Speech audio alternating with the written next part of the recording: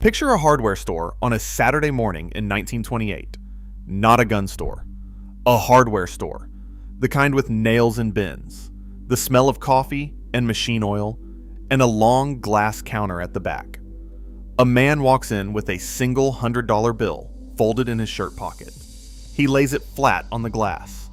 And a few minutes later, he walks out with a Colt revolver, a Winchester under his arm, and a box of shells for each, counting his change back into his pocket on the way to the truck. Nobody asked his name. Nobody made a phone call. There was no form, no waiting, no background check.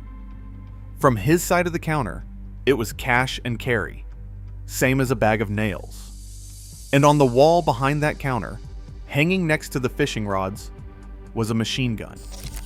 A Thompson submachine gun. And if the man had brought enough money, he could have walked out with that too.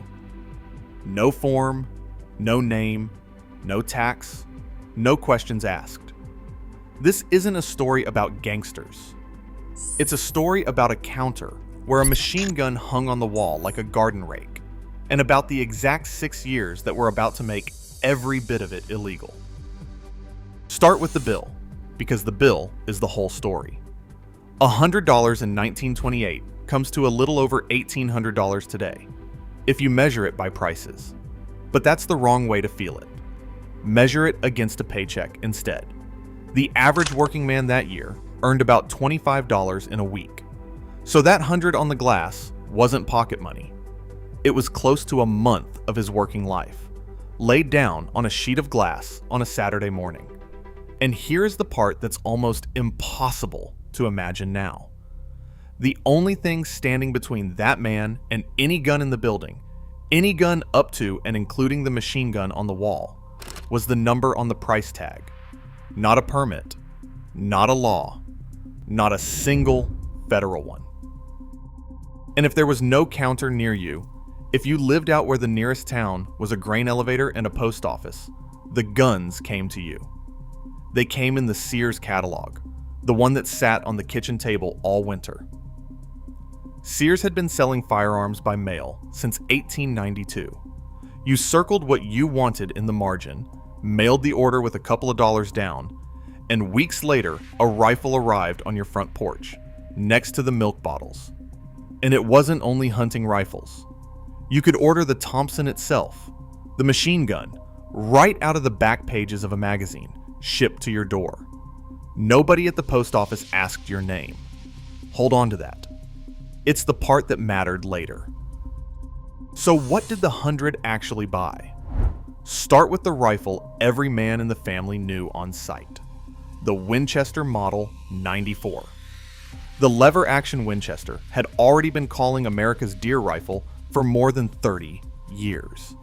In 1928, it ran you about $25. The clerk didn't put it in a box. He wrapped it in brown paper and tied it with string, and you carried it out under your arm like a loaf of bread. Lay a Colt revolver on the glass beside it, a solid double-action Colt, around $30. A single-shot .22 for the boy, maybe 6. A box of shells for each of them, and you would still walk out with change from your 100. That was the thing about this counter. A working man's 100 didn't buy the leftovers. It bought the guns whole generations would grow up to call classics, and it still left money on the glass. And that machine gun on the wall? I'll get to it, and to the exact week in Washington that finally took it down. But if you remember a time when a man's word and a handful of cash was all it took to carry a gun out the door, do me a favor and hit subscribe. Because the reason you can't do any of this today comes down to one garage in Chicago and one morning in 1934. Now, about that Thompson. It was never meant for a farmer. It was designed in the last months of the First World War as a trench broom, a way to sweep an enemy trench with fire. And it arrived too late for the war it was built for. So its maker, Auto Ordnance, did the only thing it could. It sold the machine gun to the public. It ran advertisements showing a cowboy firing one from horseback at cattle rustlers, under the words on the side of Law and Order. A machine gun, marketed to ranchers and storekeepers like a plow or a windmill. A brand new one ran about $200, more than the 100 on the glass. Real money. But notice what did not stand in the way. Not a permit. Not a form. Not a federal agent. If a man wanted a fully automatic machine gun to keep in the barn, he paid for it, and it was his, no different in the eyes of the law than the Winchester next to it. Because in 1928, there was no federal gun law. Not one. No paperwork, no registration, no background check, no record that the sale had ever happened. Part of it was Simple Commerce, Sears, Montgomery Ward, Western Auto, and 1,000 hardware jobbers moved guns by the trainload, the same as shovels and stovepipe. And part of it, the part nobody at the counter was thinking about, was that a machine gun was just merchandise. That openness is what made the counter what it was. It's also, it turned out, the thing that could not last. Here is where the story turns. And it turns on a garage. February 14th, 1929, St. Valentine's Day. In a brick garage on the north side of Chicago, 7 men were cut down with Thompson submachine guns. Al Capone's war spilled across the front page of every newspaper in the country. And the Tommy gun, the same gun hanging on the hardware store wall, earned a nickname that never left it, the Chicago typewriter. And it kept coming. In February 1933, a man named Zangara opened fire on President-elect Franklin Roosevelt in Miami, missed him, and killed the mayor of Chicago standing at his side. That June, the Kansas City Massacre, 4 lawmen shot down in the open, in daylight, outside a train station. And Washington finally moved. On June 26, 1934, President Roosevelt signed the National Firearms Act. It did not ban the Thompson. It did something quieter and far more permanent. It put a $200 federal tax on every machine gun, more than the gun itself cost, about $4,600 in today's money.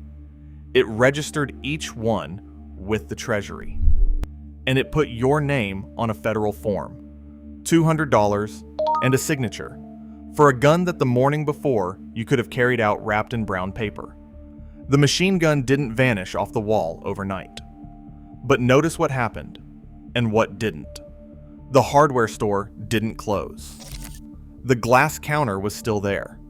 The Winchesters were still in the rack behind it. But what you could do at that counter, walk up a stranger, lay down cash, and carry out a Tommy gun with no name and no stamp, that was finished. The building outlived the freedom inside it. So walk back up to that counter today with the same $100 bill in your hand. It won't buy the Colt anymore. And that Thompson on the wall, a real transferable 1928 Thompson today, runs upward of $30,000. The early ones far more.